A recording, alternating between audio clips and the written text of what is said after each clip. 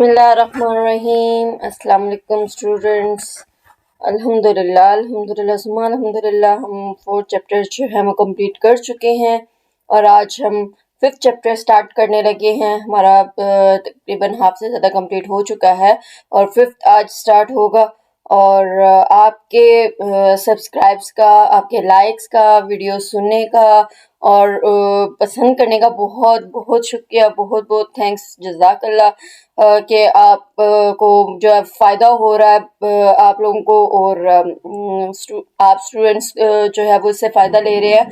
मुझे बहुत खुशी हुई इस बात की कि आप जो है कमेंट करते हैं और जो भी डिमांड आपकी होती है वो मैं पूरी कोशिश करती हूँ कि मैं पूरी कर सकूँ और जो भी आपकी डिमांड होती है आप वो बताया करें, ठीक है। और अल्लाह आपको इसका अजर दे। जिन्होंने भी सब्सक्राइब किया, लाइक किया, मेरे जो वीडियोस हैं उनको व्यू किया और पसंद किया, इंशाल्लाह इसी तरह से मैं मेहनत करती रहूँगी और आपको मैं ज़्यादा से ज़्यादा इंफॉर्मेशन जो है वो आपके साथ शेयर करती रहूँगी, ठीक है। तो अपना टाइम ज़ाया करते हुए मैं अपनी वीडियो जो है वो कंटिन्यू करती हूँ और हम अपने टॉपिक की तरफ आते हैं। 5th चैप्टर आपके पास है application of computer science. Application of computer science जो है वो उसकी एप्लीकेशन हमारी डेली लाइफ में क्या है और किस तरह से हम अप्लाई करते हैं इसको, वो हम डिस्कस करेंगे, ठीक है। और इसमें हम क्या डिस्कस करेंगे, इसमें social implication of usage of AI in decision making that affects human पे क्या असरात होते हैं और डिसीजन मेकिंग में एआई कैसे हेल्प करती है और इसकी एआई की या कंप्यूटिंग की एप्लीकेशंस क्या हैं, यूजेस क्या हैं डेली लाइफ में। क्लाउड कंप्यूटिंग की और मशीन लर्निंग हम जो है वो डिस्कस कर चुके हैं, उसकी क्या डेली लाइफ में हमारी एप्लीकेशंस हैं, हम कहाँ कहाँ इसको यूज़ करते हैं, वो सारा हम डिस्कस करेंगे। ये आपके पास डिफरेंट एप्लीकेशंस हैं उसकी कंप्यूटर साइंस की। साइंस गवर्नमेंट में यूज़ होता है, हेल्थ एंड मेडिकल में, education, industry, banking, entertainment, training, arts, sports, robotics, safety and security, publishing और इसके अलावा वेदर फॉरकास्टिंग, कम्युनिकेशन, बिजनेस, इन सब फील्ड्स में इसको यूज़ किया जाता है। ये जो है वो बहुत कारगर साबित होता है और इसे हेल्प हम लेते हैं, ठीक है। अब हम चलते हैं जी इंट्रोडक्शन की तरफ। इंट्रोडक्शन में आपका आर्टिफिशियल इंटेलिजेंस, मशीन लर्निंग और कंप्यूटिंग के बारे में इस चैप्टर में जो है वो डिस्कस किया गया है। इसकी इंपॉर्टेंस, इसके एप्लीकेशंस क्या हैं वो। सबसे पहले आर्टिफिशियल इंटेलिजेंस की तरफ चलते हैं हम।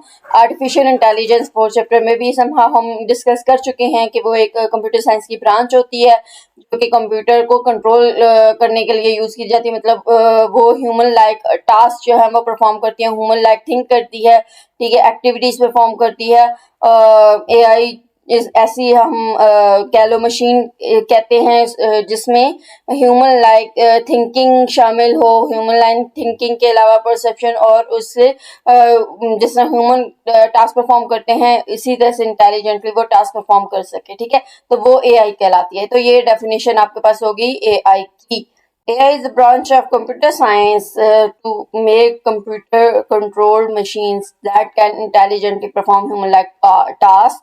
Using AI-based machines, using AI-based machines is like fixing an intelligent brain in the machine. Machine में ऐसे लगता है कि हमने कोई brain fit कर दिया है that has जो decisions ले रहा है, जिसके पास ये ability है कि वो decisions ले सकता है और उसके मुताबिक complex problems को सॉल्व कर सकता है, ठीक है। तो एआई टेक्नोलॉजी की मदद से जो कंप्यूटर है उसको ट्रेन इस तरह से किया जाता है कि वो परफॉर्म कर सके different task by imitating actions of human beings जैसे एक्शन परफॉर्म करता है इसी तरह से वो टास्क परफॉर्म करे, एक्शन करे और उसको जो कंप्यूटर मशीन है उसको इस तरह से ट्रेन किया जाता है, ठीक है। इमिटेटिंग का मतलब क्या है? 9th क्लास इमिटेटिंग नकल करने को कहते हैं। मतलब ह्यूमन जो एक्शंस परफॉर्म करते हैं उनकी नकल करके जो वेरियस टास्क जो है वो परफॉर्म करवाए जाते हैं। यही मैंने आपको बताया। It is the technology related with making intelligent machines and developing intelligent software और इंटेलिजेंट मशीन्स जो है वो बनाना इस टेक्नोलॉजी की मदद से। मतलब ये ऐसी टेक्नोलॉजी है जिसमें हम इंटेलिजेंट मशीन बना रहे हैं और इसके अलावा इंटेलिजेंट सॉफ्टवेयर बना रहे हैं। मींस दैट के इसमें ब्रेन एक किस्म का फिट कर रहे हैं और इस तरह से वो थिंक करेगा और इस तरह से एक्टिविटीज परफॉर्म करेगा। In other words, it is intelligence shown by the machine to help human beings in solving various problems efficiently and with high precision. और एक तो efficiently वो काम कर रहा है और दूसरा high precision के साथ मतलब कोई उसमें जो है वो गलती की गुंजाइश नहीं है. ठीक है, इस तरह से वो accurate आपको रिजल्ट देगा. AI is changing the world by helping us in complex problems that what was not before possible before. ऐसे AI जो है वो एक ऐसी मशीन है, मतलब जाहिर सी बात है अगर ह्यूमन ये काम करेगा. क्वेश्चन ये भी अराइज होता है ना कि ह्यूमन जब काम कर सकता है तो फिर इसकी क्या जरूरत. तो ह्यूमन काम करेगा, ह्यूमन इंसान मतलब थक भी सकता है. ठीक है, वो जो है वो उसको काम किसी टाइम नहीं भी दिल करेगा या फिर वो थक जाता है, बर्डनाइज्ड हो जाता है. ठीक है, लेकिन कंप्यूटर या मशीन के साथ ऐसा तो नहीं है. ठीक है, तो मशीन जो है वो जितना भी आप काम उसको दोगे तो वो आराम से कर लेगा, एफिशिएंटली कर लेगा, गलती कोई करेगा नहीं. इंसान तो खता का पुतला है, वो गलती कर भी सकता है. ठीक है, तो उसको इस तरह से ट्रेन मशीन को किया जाएगा कि उसमें कोई गलती की गुंजाइश नहीं रहेगी. तो इसलिए AI जो है वो with in nano seconds multiple task जो है वो परफॉर्म करके आपको दे देगा. ठीक है, लेकिन ह्यूमन इतना फास्टली काम नहीं कर पाएगा. तो मशीन से हेल्प इसलिए ली जा रही है. ठीक है, कि कम्प्लेक्स प्रॉब्लम जो है वो सॉल्व करने में हेल्प कर रही है, जो कि पहले पॉसिबल नहीं था. मशीन लर्निंग नेक्स्ट आपके पास है टॉपिक. AI का आपको होप से समझ आ गया. AI की एक तो डेफिनेशन और इसका पर्पस क्या है ये भी आपसे क्वेश्चन किया जा सकता है, और इसके अलावा इसकी यूजेस या नहीं इसके यूजेस बेनिफिट्स क्या हैं. ठीक है, वो आपसे क्वेश्चन किया जा सकता है. यहाँ पे मैंने साथ में आपको क्वेश्चन भी बता दिए कि क्या क्या क्वेश्चन जो हैं वो अराइज होते हैं. ठीक है, सबसे फर्स्ट पे आपके पास जो है अब मैंने हाईलाइट किया हुआ है डेफिनेशन है AI की. ये साथ में आपके पास हेडिंग भी शो होगी, डिफाइन AI, और इसके अलावा पर्पसेस क्या है ये पर्पसेस के बारे में बता दें.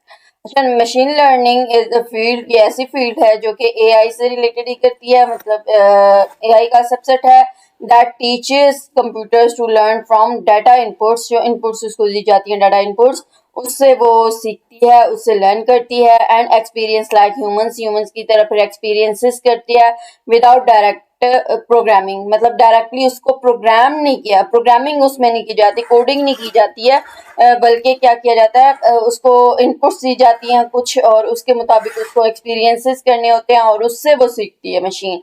ठीक है, AI algorithms are based on ML to predict output. अब ML जो मशीन लर्निंग की बेस पे फिर AI algorithms जो हैं वो मशीन लर्निंग की बेस पे प्रिडिक्ट करती है किसका जो इनपुट आया इसका आउटपुट क्या बनेगा. ठीक है, machine learning algorithms facilitate computers to train on data inputs, analyze it to produce accurate output values. यही बात ऊपर भी हुई कि इसको ट्रेन किस तरह से किया जाता है. इसको ट्रेन डाटा इनपुट्स देके किया जाता है, फिर उसको एनालाइज करने के लिए दिया जाता है कि इसको एनालाइज करो आप और इसके मुताबिक इसका आउटपुट निकालो. ठीक है, एक्यूरेट आउटपुट आप इसका निकाल के दो. तो एक्सपीरियंसेस डिफरेंट करवा के फिर वो एक्यूरेटली आपको रिजल्ट दे देगी. जाहिर सी बात है पहले उसको ट्रेन किया जाएगा. ट्रेन कैसे किया जाता है कि आपने इसका यूं करना है, इसका फार्मूला या इसकी प्रोसेसिंग या एनालिसिस इसका यूं करना है, फिर इसका आउटपुट इस तरह से निकालना है. इस तरह से पहले ट्रेन किया जाएगा और उसके बाद वो खुद ही काम कर लेगी machine. It is technology that recognizes patterns in large database. Large database में जो patterns recognize करने हैं वो इस टेक्नोलॉजी में आते हैं. डेटाबेस के अंदर जो पैटर्न्स रिकॉग्नाइज करने हैं, क्यों रिकॉग्नाइज करने हैं, to build models to automate decision making, ताकि ऑटोमेटिकली वो डिसीजन खुद से ही बना सके और उसके मुताबिक मॉडल्स भी बिल्ड कर सके. ठीक है, तो इसलिए डिसीजंस बनाने मतलब ऑटोमेटिकली वो डिसीजन बना सके और मॉडल बिल्ड कर सके. डेटाबेस के अंदर ये रिकॉग्नाइजिंग पैटर्न जो है वो डाले जाते हैं इस ML में. ML में मतलब ये चीज होती है. Machine learning algorithms improve their decision making capability over time as more sample data is input in the computer. जितना ज्यादा से ज्यादा डाटा इनपुट दिया जाएगा उतने ज्यादा से ज्यादा वो डिसीजंस लेगा और ज्यादा इम्प्रूव कर सकेगा. लर्निंग उसकी बेटर होगी, इम्प्रूवमेंट बेटर होगी लर्न करने की. ठीक है, यानी कि वो अच्छे से अच्छा और ज्यादा से ज्यादा बेटर से बेटर जो है वो लर्न कर सकेगा कि ये हमारे पास इनपुट होगी तो उसका मैंने इस तरह से आउटपुट निकालना है.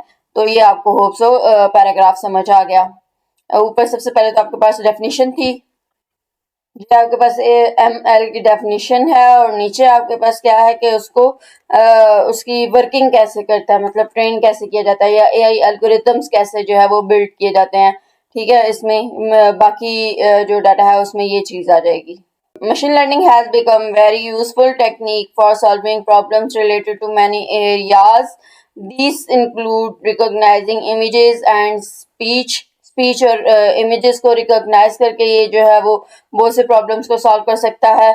डिटेक्ट करके इमेज या स्पीच को रिकॉग्नाइज करता है। इसके अलावा फ्रॉड, बैंकिंग ट्रांजैक्शन में फ्रॉड को डिटेक्ट करता है। इस तरह से ये हेल्प करता है। अब यहाँ पे जो है वो आप हेडिंग दे सकते हैं कि ये यूजेस हैं इसके, कहाँ कहाँ ये यूजफुल होता है, या इसका क्या लो एडवांटेजेस कहाँ कहाँ ये बेनिफिशियल है। ठीक है, तो ये चीज इसमें आ जाएगी, इसकी हेडिंग बन जाएगी। ठीक है, यहाँ से आपके पास है दीज इंक्लूड्स, यानी कि machine learning helps in recognising images and speech, detecting fraud in banking transaction, bank transaction में फ्रॉड को डिटेक्ट कर लेता है ये कि कहीं पे कोई धोखा वगैरह तो नहीं हो रहा। ठीक है, फ्रॉड तो नहीं हो रहा। आइडेंटिफाइंग स्पैम को आइडेंटिफाई करता है। ईमेल फिशिंग को आइडेंटिफाई करता है। इमेज और वीडियो रिकॉग्निशन और इसके अलावा ट्रांसलेशन करता है। और वर्चुअल पर्सनल असिस्टेंट, ये सारी की सारी टर्म्स आप इंशाल्लाह आगे मतलब हम डिस्कस करेंगे। ठीक है, गूगल सर्च इंजन को भी ये रिकॉग्नाइज करता है। सेल्फ ड्राइविंग कार्स जो जिसमें कोई ड्राइवर नहीं होता, वो कार्स जिसका ड्राइवरलेस कार जिसको हम कहते हैं।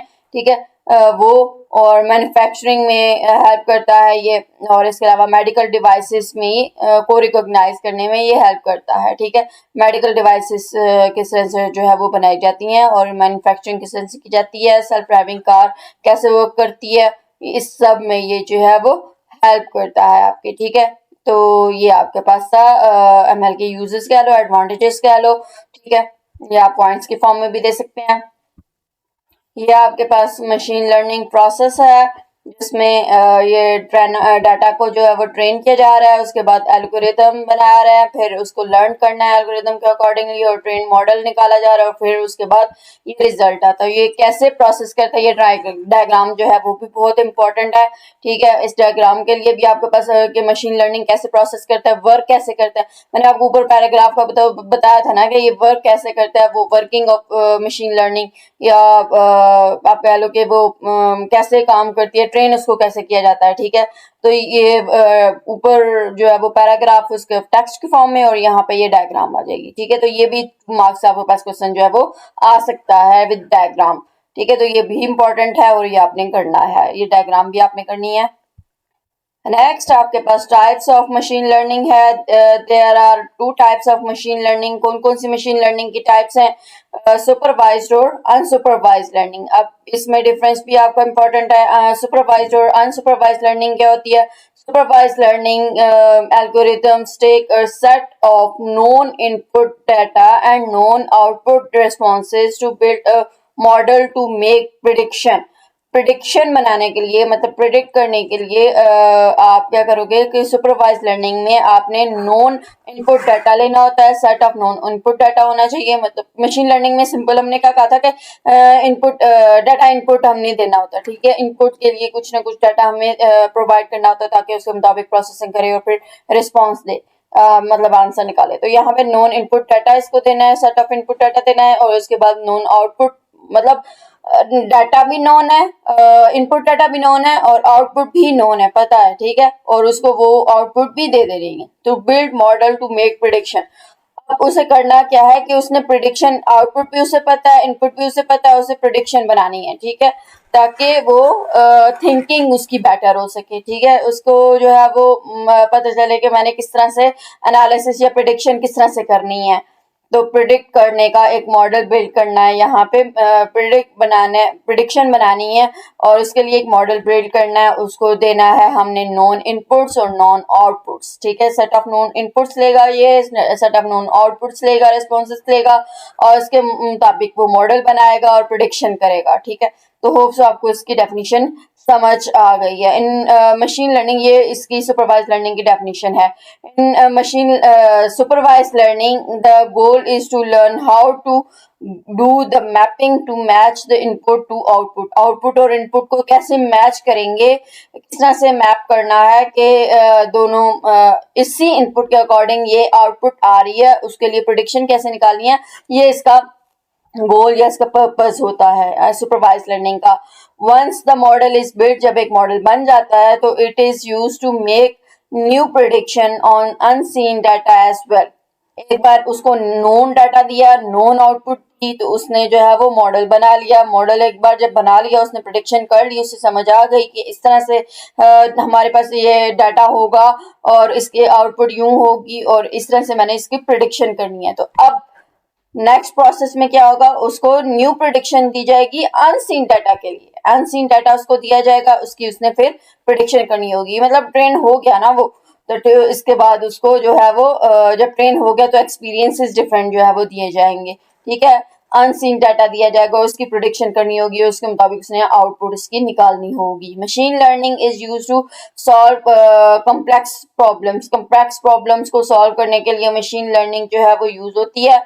ठीक है, that involve large amount of data, जहाँ पे डाटा जो है वो बहुत ज्यादा वाला चाहिए होता है। But there is no formula to predict the output. Output निकालने के लिए कोई फार्मूला नहीं है, बस उसे प्रिडिक्शन करनी है, उसे बस एक मॉडल बनाना है, उसे खुद मतलब एनालाइज करना है कि इसका ये जो है वो आउटपुट निकलेगा। ठीक है, परसेप्शन खुद करके प्रिडिक्ट करना है इसने, कोई फार्मूला कोई टेक्निक यूज नहीं होगी यहाँ पे। ठीक, for example assuming that we want to predict price of a car. Car की प्राइस हमने प्रिडिक्ट करनी है, अंदाजा लगाना है उसका, तो क्या करेंगे इस केस में, हम देखेंगे कि डाटा सेट ऑफ कार्स जो हैं वो उसकी मतलब इनपुट्स क्या हैं। ठीक है, अब उनमें आपके पास जाहिर सी बात, हम जब कार खरीदते हैं तो क्या क्या चीजें देखते हैं, आपको पता है ये सब। ये इसकी हेडिंग डेफिनेशन हो गई, और नीचे इसको भी किस तरह से जो है वो प्रोसेस करता है, ये किस तरह से वर्क करता है सुपरवाइज लर्निंग। ये इस पैराग्राफ बाकी का जो टेक्स्ट है उसमें यही चीज बताई हुई है। ठीक है, कि उसको जो है वो नॉन इनपुट दी जाएगी और नॉन आउटपुट दी जाएगी, उसके मुताबिक वो मैप करेगा, मैच करेगा इनपुट और आउटपुट्स को। जब एक मॉडल बन जाएगा तो उसके बाद जो है वो नई प्रिडिक्शन उसको अनसीन डाटा के लिए दी जाएगी, ताकि वो कॉम्प्लेक्स प्रॉब्लम्स को सॉल्व करने की एबिलिटी रख सके। और जो कोई भी फार्मूला, कोई ऐसा ट्रिक, कोई ऐसी टेक्निक, कोई ऐसा मेथड यूज नहीं किया जाता, बस प्रिडिक्शन इसने करनी होती है। लार्ज अमाउंट ऑफ डाटा दिया जाए उसको, तो उसके मुताबिक उसका आउटपुट प्रिडिक्ट करके वो निकाल के देगा। ठीक है, नेक्स्ट हम एग्जांपल की तरफ चलते हैं कि एक कार है, उसकी प्राइस बतानी है, तो कैसे प्राइस बताएगा। Data set of a car लेगा, मतलब एज एन इनपुट लेगा। कौन कौन से डाटा सेट्स होते हैं आपको पता है, जब कार हम खरीदते हैं तो उसमें क्या क्या चीजें देखते हैं, उसके इंजन वगैरह, यानी कि उसका इंजन का टाइप क्या है, उसकी पावर कितनी है। ठीक है, इंजन की, और ट्रांसमिशन टाइप क्या है, ऑटोमेटिक है मतलब या मैनुअल कार जो है वो ड्राइव होती है। नंबर ऑफ सीट्स कितनी है, उसका फ्रंट व्हील और रियर व्हील ड्राइव कैसा है, और कीलेस एंट्री उसकी, और उसके अलावा पुश बटन स्टार्ट, मतलब स्टार्ट उसका जो है वो पुश बटन है उसका या नहीं, या हमें खुद से करना पड़ता है। सेफ्टी फीचर्स के कितने अच्छे हैं और कैसे हैं, कंट्री ऑफ मैन्युफैक्चरिंग किस जो है वो कंट्री में ये बना था, और कंपनी मतलब कौन सी है। ठीक है, कार्स की, तो ये सारी चीजें ही तो देखी जाती है जब कार न्यू जो है वो निकाली जाती है। और उसकी प्राइस हमने यहाँ पे रिकॉग्नाइज करनी है, तो उसके लिए क्या करेंगे, we have to label the cars with their prices. मतलब इन सब की हम प्राइसेस निकालेंगे। ठीक है, ये जितने भी आपके पास इनपुट्स हैं, after entering the data for a large number of cars, large number of cars के लिए जब डाटा एंटर कर दिया जाएगा तो we can train the algorithm and create a model. फिर उसको हम ट्रेन कर लेंगे, एल्गोरिदम ट्रेन कर लेंगे और उसके मुताबिक उसका मॉडल निकालेंगे, मॉडल बना लेंगे, क्रिएट कर लेंगे। The price of new car can be predict based on the input fed in supervise learning algorithm. अब इस प्रीवियस की मुताबिक हमने प्राइस उसको जो है वो large amount of data enter किया था उसमें, और उसको ट्रेन किया था एल्गोरिदम्स के मुताबिक, और उसको उसके एल्गोरिदम को ट्रेन किया और उसके मुताबिक मॉडल निकाला।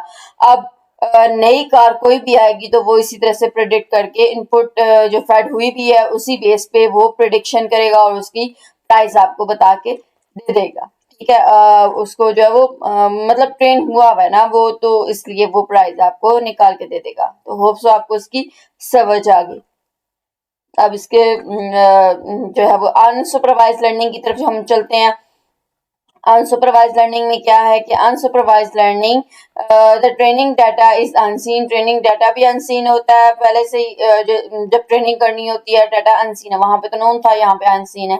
एंड अनलेबल्ड, वहां पे लेबल्ड होता है डाटा और यहाँ पे अनलेबल्ड है डाटा। ठीक है, the meaning of unlabelled is that, अब यहाँ पे एक और क्वेश्चन राइज होता है कि in supervise learning, in unsupervise machine learning what is the meaning of unlabelled data, is that data is not assigned a category और ग्रुप या किस ग्रुप से ये मतलब बिलोंग कर रहा है डाटा, ये पता नहीं होता है किस कैटेगरी या किस ग्रुप से हमने ये डाटा जो है वो लिया है, ये नोन नहीं होता। ये मतलब है अनलेबल्ड डाटा का। जबकि जो ऊपर आपके पास सुपरवाइज था उसमें लेबल डाटा होता है, मतलब आपको पता होता है कि किस कैटेगरी से ये डाटा आया है। जैसे कि ऊपर एग्जांपल हमने ये सारा का सारा डाटा जो है वो जो हमने एग्जांपल ली उसमें ये कार जो है वो ग्रुप मतलब थी, कार की ही ये इनपुट्स हैं। ठीक है, कार से रिलेटेड एग्जांपल ये कार की हमने ली थी और इसी से रिलेटेड ये इनपुट्स हैं उसको हमने दी हैं, नॉन इनपुट्स दी हैं। Unseen data is fed into machine learning. Machine learning algorithms में डाटा को ट्रेन करने के लिए अनसीन डाटा दिया जाता है। Train model tries to search for a pattern search pattern के लिए वो खुद ही से जो है वो सर्च करता है। ट्रेन मॉडल जो है वो ये कोशिश कर रहा होता है कि उसमें हमने पैटर्न वो खुद ही से निकालता है, बनाता है और उसके मुताबिक जो है वो मॉडल ट्रेन करता है। ठीक है, डिजायर्ड रिजल्ट जो है वो फिर आपको दे देगा। ठीक, it uses learning technique known as clustering. अब यहाँ पे जो लर्निंग टेक्निक यूज हो रही है वो कौन सी है, क्लस्टरिंग टेक्निक यूज हो रही है, ग्रुपिंग टेक्निक यूज हो रही है। Unsupervised learning algorithm find hidden patterns और grouping in the input data के को देखेगा और उसमें जो हिडन पैटर्न्स हैं, ग्रुपिंग है, वो रिकॉग्नाइज करेगा, वो फाइंड करेगा and then to make them suitable for clustering and data analysis. और उसके बाद डाटा एनालिसिस और ग्रुपिंग के लिए उसको सुटेबल बना देगा और आपको जो है वो रिजल्ट दे देगा। ठीक है, एग्जाम्पल पहले डिस्कस कर लेते हैं। फॉर एग्जाम्पल, आप bank wants to predict how capable an applicant is of repaying the loan। Loan repay करने के लिए कोई भी जो बैंक चाहती है कि उसको प्रिडिक्ट करे कि कितना कैपेबल है एप्लीकेंट जो है। Machine learning system is to be set to ensure that loan is given to applicant who can repay it. जो रिपे कर सकता है वो उसको उस एप्लीकेंट को जो है वो लोन दिया जाएगा। In this case, the applicant will provide the data about his month income। अब इसके मुताबिक एप्लीकेंट को क्या जो है वो प्रोवाइड करना होगा, उसकी मंथ इनकम क्या है वो बतानी होगी, डेबिट क्या है वो बतानी होगी, क्रेडिट हिस्ट्री के बारे में बताना होगा, कर्ज कितना है वो बताना होगा और उसके साथ साथ उसकी पर्सनल डाटा की इंफॉर्मेशन भी चाहिए, जैसा कि उसकी एज क्या है, उसका मोबाइल नंबर, उसका जेंडर क्या है, उसकी पर्सनल इंफॉर्मेशन भी उसकी रिक्वायर्ड होंगी। Okay, the information about age, mobile, and gender are not important for determining the loan risk. Therefore, age, mobile number, and gender can be eliminated for setting up the machine learning system for predicting the loan risk. इसमें जो है वो ये ज़रूरी नहीं है, personal information जो यहाँ पे दी गई वो ज़रूरी नहीं है, इसलिए वो जो है वो एलिमिनेट भी कर दी जा सकती है जब मशीन लर्निंग को ये डाटा दिया जाएगा और प्रिडिक्ट करने के लिए कि लोन रिस्क के लिए। ठीक है, मशीन लर्निंग प्रोसेस में स्टेप्स कौन कौन से होते हैं, ये भी आपके पास एक क्वेश्चन है कि what are the steps to what are the steps for what are the stages for machine learning process। सबसे पहले आपके पास collection of data, train data. Training data के लिए जो हमें कलेक्शन चाहिए ये हमने जिसकी ट्रेनिंग करनी है। उसके बाद क्रिएटिंग एल्गोरिदम क्रिएट करना है, ये ट्रेनिंग डाटा हो गया। उसके बाद एल्गोरिदम आ गया, उसके बाद लर्निंग प्रोसेस आ गया, एंड उसके बाद क्रिएटिंग ट्रेनिंग मॉडल को क्रिएट करना है, हमने ट्रेंड मॉडल बनाना है, और उसके बाद रिजल्ट प्रिडिक्ट करना है। तो रिजल्ट आ गया आपके पास, ठीक है। ये स्टेप्स हैं और इसकी ये डायग्राम है, ये आपको अच्छे से याद करनी है। और नेक्स्ट हम चलते हैं जी इसकी डिटेल की तरफ।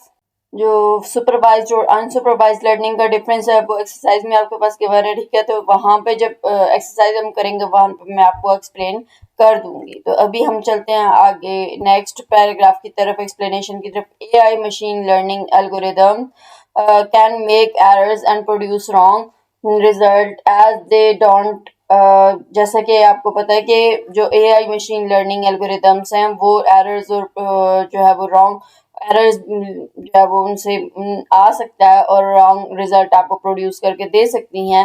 As they don't apply formulas, जबकि यहाँ पे कोई फार्मूला वगैरह अप्लाई नहीं होता है, ट्रेडिशनल एल्गोरिदम्स अप्लाई नहीं होते, ठीक है, बस प्रिडिक्शन करनी होती है। It is difficult to find out, errors find out करना मुश्किल है, ठीक है।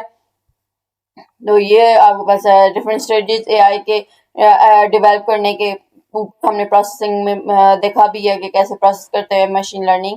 तो एआई एल्गोरिदम में सबसे पहले आपके पास ट्रेनिंग डाटा, उसके बाद ट्रेनिंग मशीन बनाई जाती है, और उसके बाद जो मॉडल है वो बिल्ड किया जाता है, और उसके मुताबिक प्रेडिक्ट किया जाता है आंसर या रिजल्ट कह लो, ठीक है। तो ये it is difficult to find out what went wrong in AI algorithms as there is no proper breakdown on how the AI algorithms is making decision, यानी कि क्या गलती है, कहाँ पे गलती है, क्या कोई जो है वो इसको फाइंड करना जो वो मुश्किल है। क्यों मुश्किल है? क्योंकि यहाँ पे कोई प्रॉपर ब्रेकडाउन नहीं है। एआई जो है वो क्या कर रही है, किस कैसे डिसीजंस बना रही है, ठीक है। तो इसका कोई प्रॉपर मेथड या टेक्निक नहीं है ना, इसलिए, ठीक है, प्रिडिक्ट करना भी फिर मुश्किल है। Therefore, sometimes AI can make wrong decision. AI algorithms with lack of transparency. अब ये आप कह लो कि AI algorithms की disadvantages हैं, ठीक है, कि वो सही से जो है वो आपको आंसर नहीं दे सकती है। Transparency can create dangerous AI system which can make wrong decisions. Transparency की कमी की वजह से वो जो है वो एआई डेंजरस भी हो सकती है कि वो रॉन्ग डिसीजंस ले ले एंड हार्म पीपल और डिस्ट्रॉय ह्यूमैनिटी को तबाह कर दे या लोगों को नुकसान पहुंचा दे, मतलब गलत डिसीजंस लेके वो लोगों को नुकसान ही पहुंचा सकती है, ठीक है। तो ये आपके पास बिहेवियर ऑफ एआई एल्गोरिथम्स में इवन बी अनप्रेडिक्टेबल। इसकी वजह से आपको मैं एग्जांपल दूँ ना, तो कि रॉन्ग डिसीजंस वो कैसे ले सकती है, डिसीजंस रॉन्ग कैसे बना सकती है। रोबोटिक्स एक आपके पास मूवी है, उसमें आप देखना कि वहाँ पे जब एक जो लड़की है वो जल रही होती है किसी बिल्डिंग के अंदर, तो रोबोट क्या है, रोबोट ऐसे ही मतलब जो है वो बाहर ले आता है उसके डिसीजन, जस्ट उसको बचाने का होता है, ठीक है। तो डिसीजन वो सही तरह से नहीं लेता कि उसको जो है वो के कवर करके उसको बाहर लाना चाहिए था, लेकिन कवर करके बाहर नहीं लाता, इस तरह से ये रॉन्ग डिसीजन होता है, वो बंदी जो है वो खुदकुशी करके मर जाती है, ठीक। तो ये उसका रॉन्ग डिसीजन था। इसकी वजह से क्या हुआ कि जान बचने की बजाय जान चली जाती है उस बंदी की। तो ये एआई एल्गोरिथम ये जो है वो रॉन्ग डिसीजन आप कह लो था, ठीक है। बिहेवियर ऑफ एआई एल्गोरिथम में even be unpredictable to developers और एक्सपर्ट्स। बिहेवियर एआई एल्गोरिथम्स का इवन अनप्रेडिक्टेबल होता है डेवलपर्स और एक्सपर्ट्स के लिए कि वो किस तरह से बिहेव कर रहा है। जो डेवलपर और एक्सपर्ट होते हैं उनको भी समझ नहीं आ रही होती कि ये एल्गोरिथम जो है वो एआई एल्गोरिथम किस तरह से बिहेव कर रहा है, ये क्या प्रिडिक्ट कर रहा है, इसकी मतलब कैसे डिसीजंस ले रहा है। Inaccuracy of AI algorithm work in the background में एल्गोरिथम की इनएक्यूरेसी की वजह से क्या होता है कि when AI system is are used, AI system use किए जा रहे होते हैं, तो इसके बैकग्राउंड में वर्किंग जो है वो एआई एल्गोरिथम की वो इनएक्यूरेसी में जा सकती है, और इनएक्यूरेसी एल्गोरिथम में can put people in jail, मतलब लोगों को जेल में भी ले जाएगी जब उसने जो डिसीजन है वो गलत लिया है। तो कॉज बिजनेस टू कोलैप्स और even death of a patient, patient की डेथ भी इससे हो सकती है या बिजनेस जो है वो कोलैप्स कर सकता है, नुकसान हो सकता है। ठीक है, तो जो एग्जांपल मैंने आपको दी वो रोबोटिक्स की एग्जांपल थी। तो नेक्स्ट आपके पास इससे और भी बहुत सारी इसकी जो है वो मूवीज हैं और उसमें ढेर सारी आपको एग्जांपल्स जो है मिल सकती है इसी से रिलेटेड। ठीक है, तो नॉलेज गेन करने के लिए, इंफॉर्मेशन के लिए जो है वो आप देख सकते हैं जस्ट उतना part. The following are some harms or disadvantages of AI algorithms. AI algorithms की जो disadvantages और नुकसानात हैं वो क्या है? AI algorithms are developed by humans. Humans जो है वो इसको develop करते हैं AI algorithms को, who can intelligently or intentionally introduce bias in them.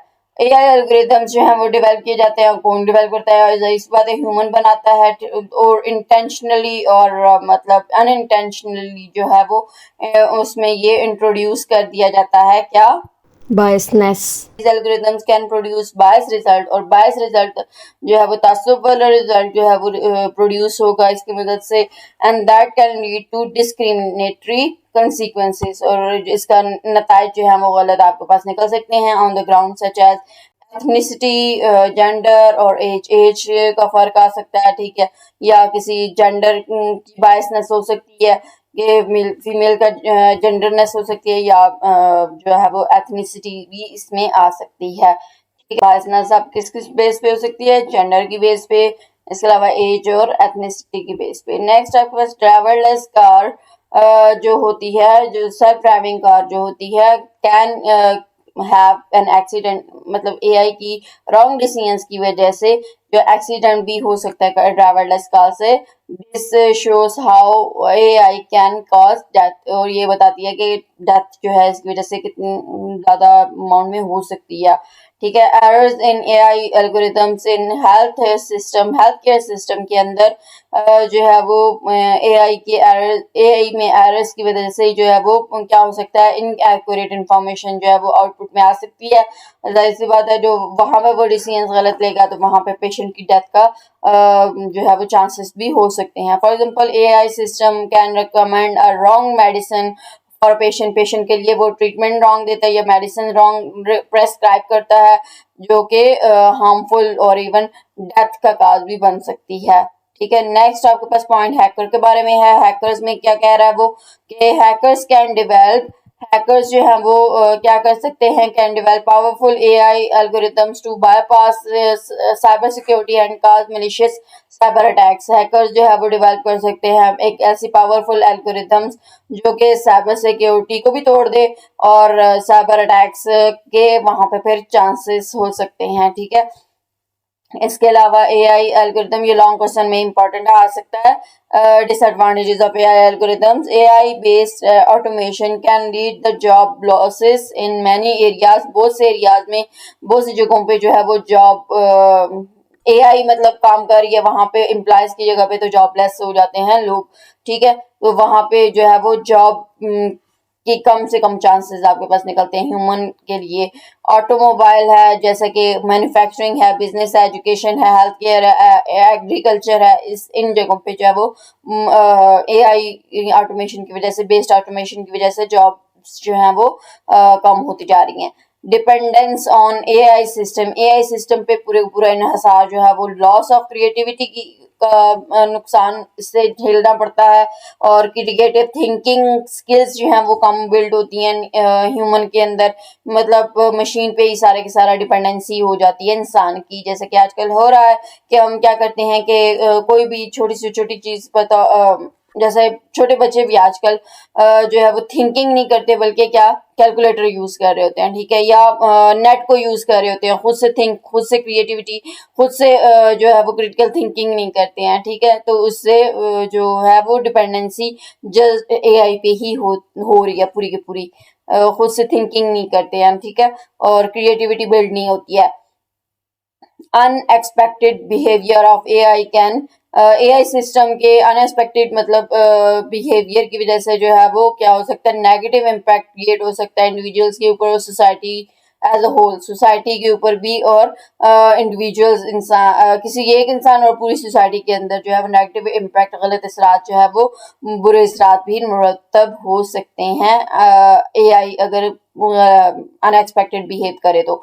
AI system that do not observe human values अगर ऑब्जर्व वो नहीं करती है, can lead to big disaster, तो वो बड़े डिजास्टर का बायस बन सकती है। मतलब एआई में अगर इमोशंस नहीं होंगे या वो उसको सही तरह से नहीं, मतलब डिसीजन उसके मुताबिक लेगी, तो उसकी मदद से, उसकी वजह से भी डिजास्टर्स जो है वो बहुत ज्यादा हो सकते हैं। ह्यूमन वैल्यूज का अगर उसको नहीं पता होगा तो उसकी वजह से भी डिजास्टर्स जो है वो क्रिएट हो सकते हैं। ठीक है, तो ये था एआई की डिसएडवांटेजेस के बारे में, एआई जो एल्गोरिथम्स हैं उनकी। अब आपके पास जो है वो क्वेश्चन बैंक्स हैं इस टॉपिक जितना भी हमने कवर कर लिया उससे रिलेटेड।